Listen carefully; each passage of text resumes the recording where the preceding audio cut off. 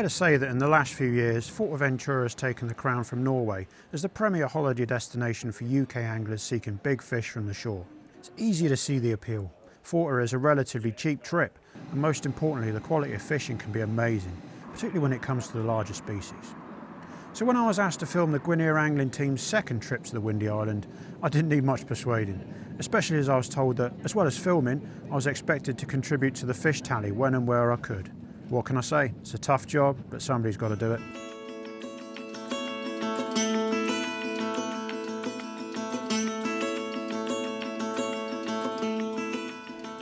The team on this trip consisted of myself, Gwinear content creator Ben Conway, Gwinear shop staff Stuart Beardsley and Sam Clary, Gwinear shop manager Ryan Gendel, and Ryan's brother-in-law and Cornish tournament casting legend Varian Lee. Having taken the early morning flight and arrived on the island for midday, the first things to do were check into the digs, get a few supplies and sort some bait for the evening. Luckily Mercadona came through with a good supply of fresh scad.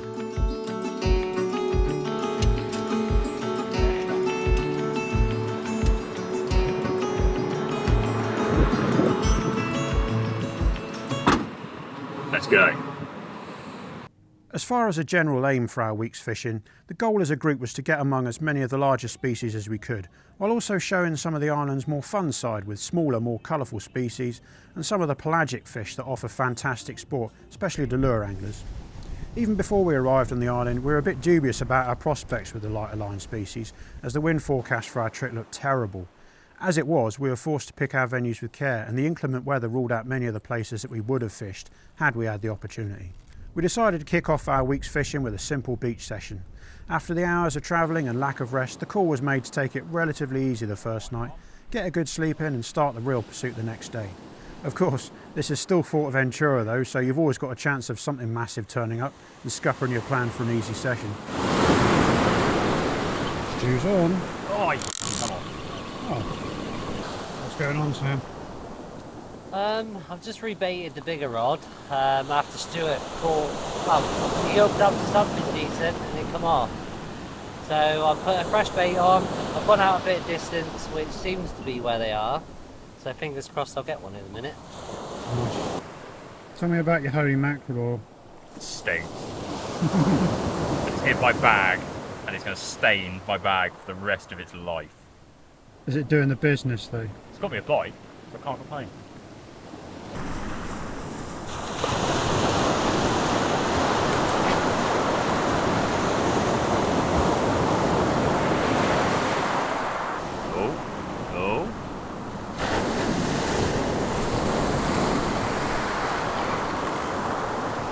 In.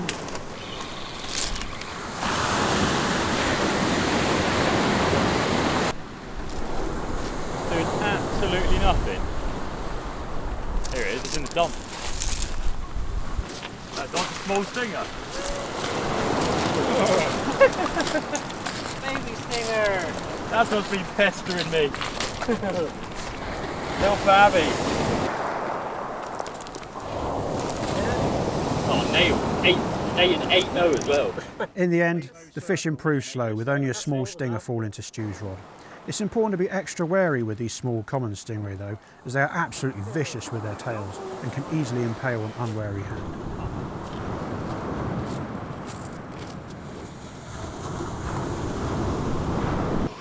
Sam, show me a boga face. Stu, boga face right now.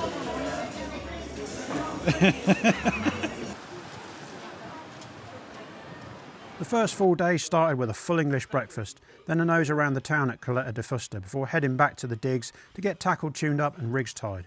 That afternoon the wind was as calm as it would get during our trip, so we took the opportunity to hit a nearby rock mark that would be effectively out of commission for the rest of the week.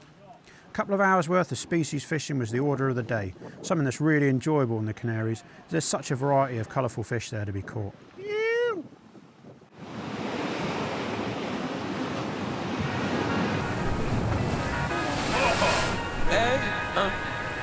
To whoever may need this nugget of encouragement, things will be alright, so quit your worrying. I get it, the odds seem stacked back against the wall, but even consider it such, no, you'll stand firm. Sat and watch from the sidelines, one too many times. Wicked games we play make me wanna lose my mind. Found solitude, knowing it'll be over soon. Ever need a boost, count on me for the 1-2. Trouble don't last when the turn keep going. All we do is win, so Invigorated by our afternoon and the sun catching small stuff, it was time to start chasing their bigger relatives. The plan for the evening was to head to a mark down south in the hope that the weather would hold off enough to let us get a few hours of good fishing in. An array of juicy scad and bonito baits were attached to a variety of rigs and sent out into the darkening water, all under the watchful eye of a resident heron. As we waited for the predators to stir, we busied ourselves seeing what small fish we could tempt. Unit.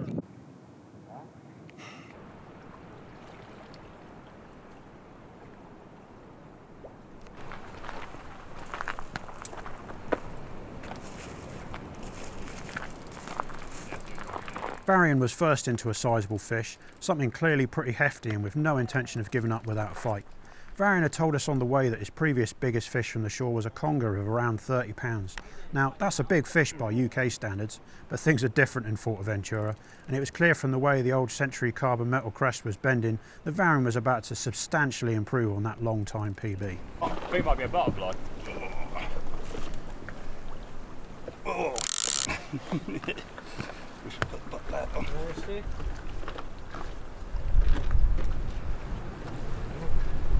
If it's a bull nose, Come in. I think it's got you around a boulder here. It's a butterfly.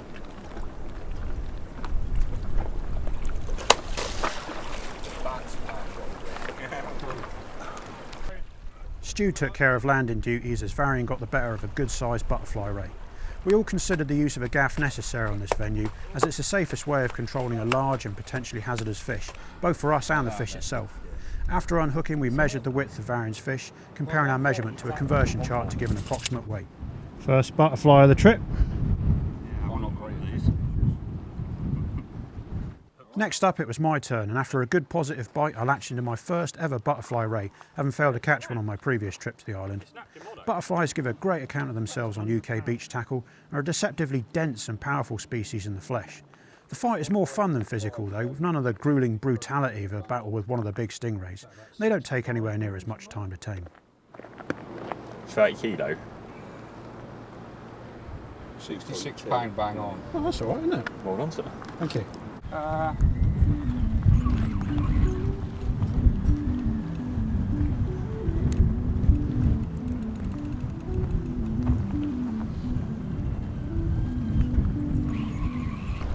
That's a tiny butterfly. Tiny, thanks sir.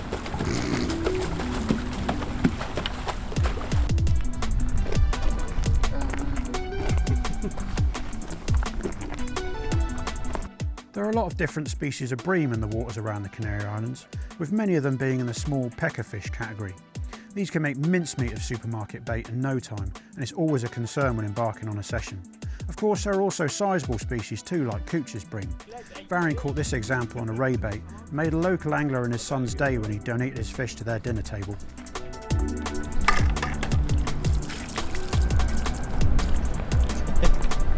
There we go. Mummy's gonna be happy, yeah? The biggest butterfly ray of the night fell to my rod, and after giving a very spirited battle, a fish of a different class altogether from what we had been catching was heaved to the surface, where Sam was able to safely land it. We measured this fish at 180 centimetres wide, converting to 118 pounds in weight. I was chuffed with this, as a 100-pound butterfly is widely considered the gold standard for a specimen, and this fish had cleared it with weight to spare. Unfortunately, I didn't get a photo with this fish as I was more focused on what the others were doing, and I anticipated there was much more to come. In hindsight, maybe I should have asked for one.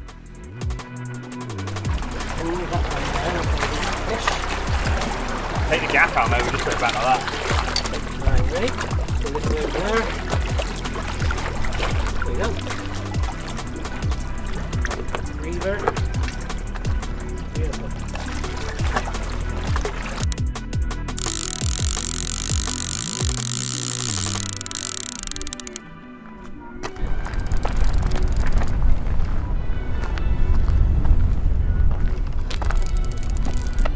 Varian Lee on the Shimano Speedmaster, Old school. a vintage classic. What's inside that cockroach? Speedmaster landed a British record conger, didn't it? Did it? Yeah, Lark's used it, didn't he? Feel good? Not huge. No, it's a round one. Our first. That's a common stingray, isn't it? Common stinger of the evening. Real feels plastic. Plasticky. Yeah. It's full stainless.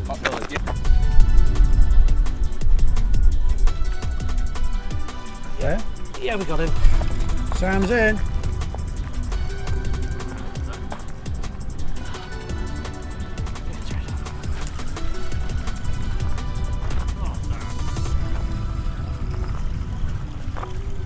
Oh, it's coming too easy.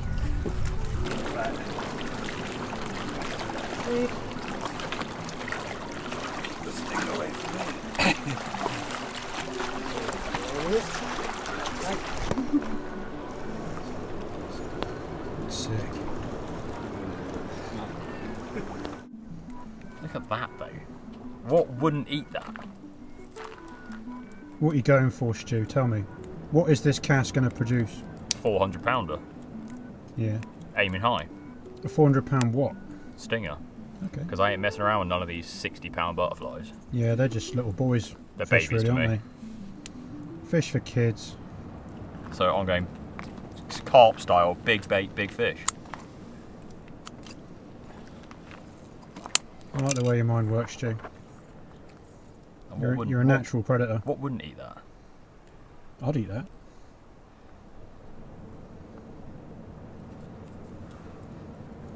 Might be a bit too big, really.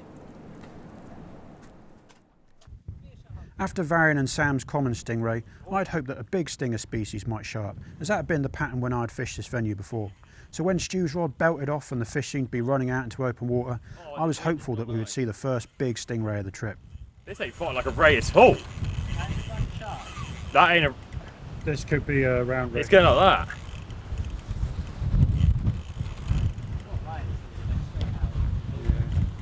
Oh, it's fucking really weird.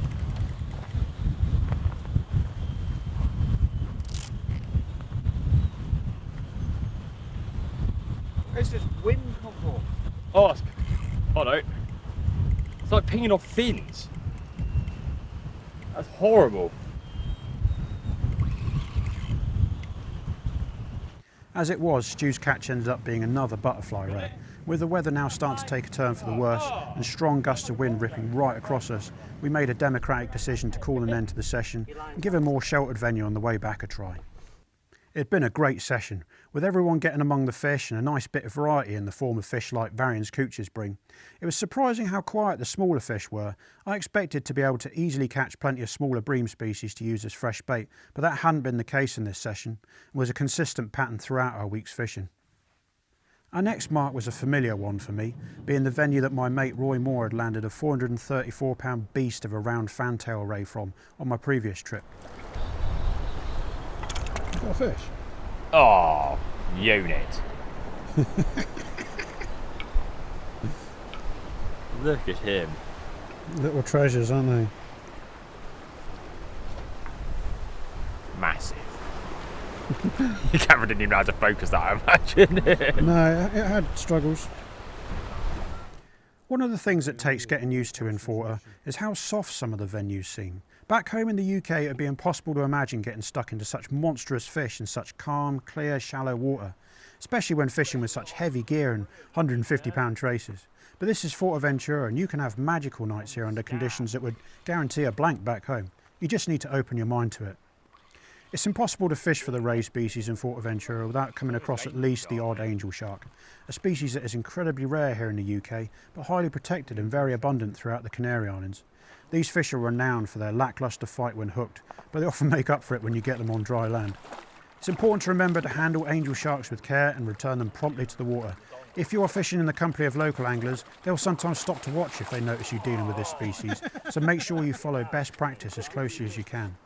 Although the novelty value of angel sharks might seem appealing, don't bother deliberately fishing for them, as you'll pick them up as bycatch anyway, and compared to the other large species they are relatively unsporting. Someone's got a bite.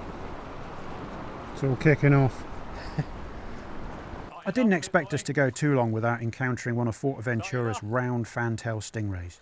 These muscular powerhouses are one of the island's top draws for anglers who want the ultimate test, as fights for mature specimens often take hours rather than minutes.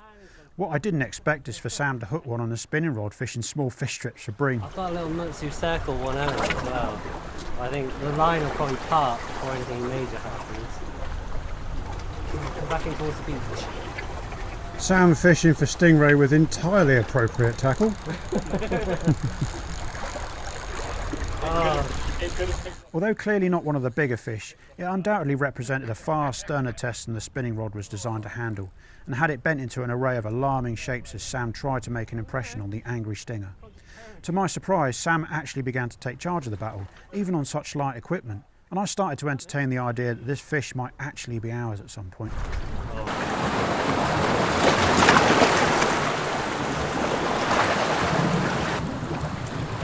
I'd love to be able to tell you that Sam was victorious in his David and Goliath struggle, and I'd love to be able to show you a photo of him with his conquered prize.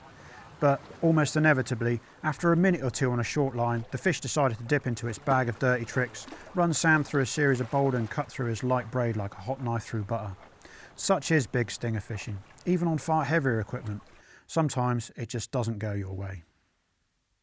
The rocks at Salinas are one of Fuerteventura's most famous and productive shore marks. We had all been looking forward to a session or two at this venue, as it can throw up literally anything, but the wind and swell for the week meant that most of the time it was completely unfishable. Having spotted a slightly calmer patch in the weather though, we decided to chance our arm and give it a try. The wind was cutting right across the mark and sending plumes of spray high into the air, and I needed to stay well back with the camera as the lads fished.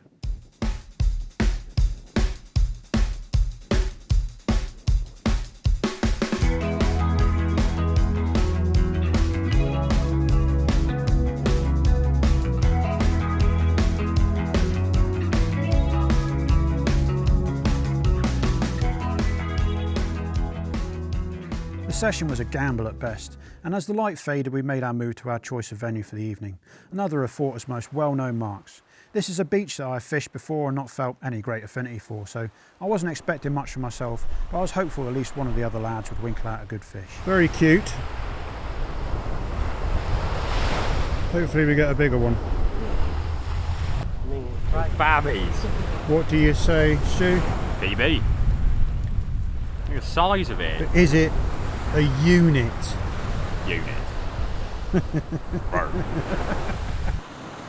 Big Daddy Sam with a baby stinger. A very baby stinger. Very cool looking fish though, isn't it? The only sizable fish of the night came to Varian's rod and turned out to be one of the area's many angel sharks. It says much about the fighting prowess of this species that Varian had practically landed his fish before anybody even realised that he had a fish on. You might need some pliers, so you go near his mouth just to get the hook out. Yeah, we learnt about the mouth yesterday, didn't we, Sam?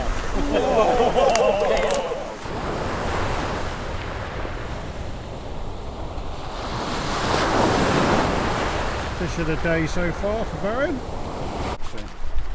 With bites from bigger fish hard to come by on the beach, we decided to retreat to the venue from the previous night and see if the slightly deeper water would yield anything.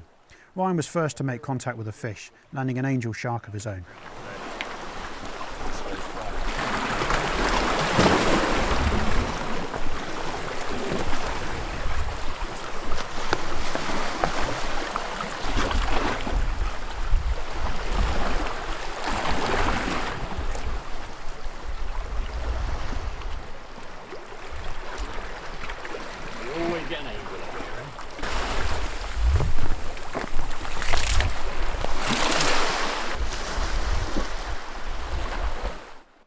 The week before we were due to leave for Fuerte, Stu had told us that he had made some adjustments to his tripod to accommodate his Nash R3 bite alarms. Now, if you're somebody who comes from sea angling rather than the carp world, you're probably thinking what I first thought, what a kooky idea. But the R3s had me eating humble pie from the first session, as they worked flawlessly, only ever sounding off with genuine indications from fish. Unlike regular bite alarms, these are designed not to respond to rhythmic pulses like you would get while fishing windy carp lakes, or in this case the sea. This enabled them to work perfectly for the fishing we were doing and really helped Stu get on his bites early. Normally we would set the drag or ratchet on our reels and respond to the fish taking line on the bite, but the drags from the big Penn Authority fixed ball reels that Stu was using were so smooth and quiet they were easy to miss if you're any distance away, especially on the windier sessions. Oh God.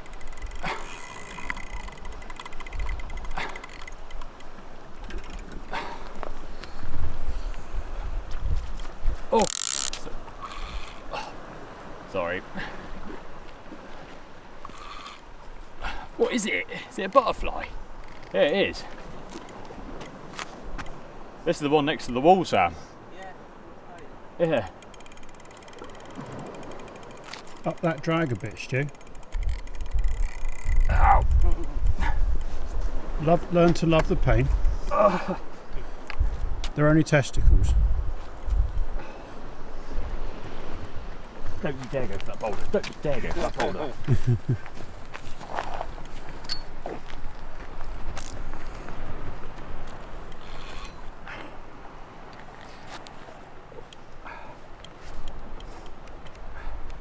Didn't know it was hooked to start, it just stayed on the bottom. Yeah. It's crazy how they'll feed against the wall, isn't it? That's a bit bigger than my last one. He's sizable, Bay. Oh, my nuts.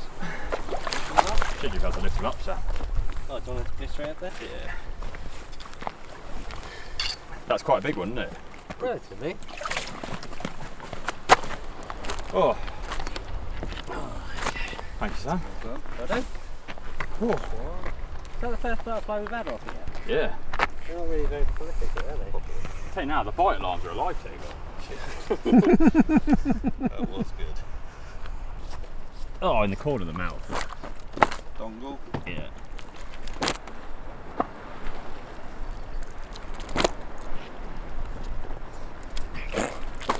See?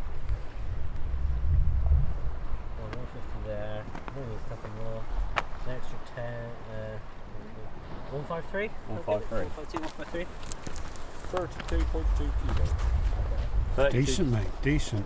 32 kilo. What's that, like £70? Getting there, isn't Yeah. it? £70, 70.8 pounds. Oh, there we go.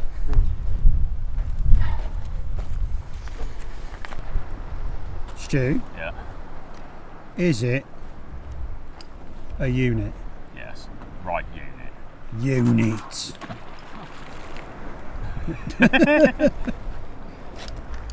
After Stu's butterfly, Ryan and Varian departed for the digs and sleep.